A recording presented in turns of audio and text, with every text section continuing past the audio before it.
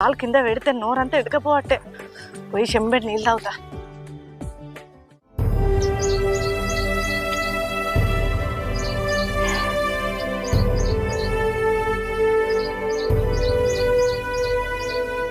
ఏమైందమ్మా?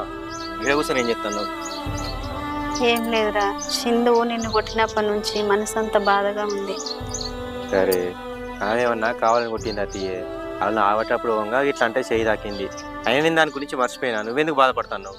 అది కాదురా, గంత మంది ముంగట కొట్టే వరకు నాకు అంతేటో అనిపిస్తుందిరా, ఇజ్జత్ పోయినట్టు. సరే పోనీతి కానీ ఈ ముచ్చటైతే నువ్వు రజంతో చెప్పకు.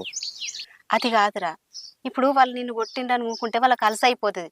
అదే దానికి చెప్తే అది పోయి అడిగితే వాళ్ళకి భయం ఉంటుంది. అరే పోనీ అమ్మా, నీకు చెప్తే అర్థమవుతలేదా? ఇప్పుడు మనం మౌనంగా ఉన్నాం అనుకో, ఈ లొల్లు ఇక్కడితోనే అయిపోతుంది. లొల్లు పెంచుకుందామంటే దాంతో చెప్పు. అరే నాకు ఇప్పటికే ఇంట్లో దమ్ అవుతుందంటే నువ్వు చెప్తున్నావు మళ్ళా. అబ్బా దేవుడా భగవంత,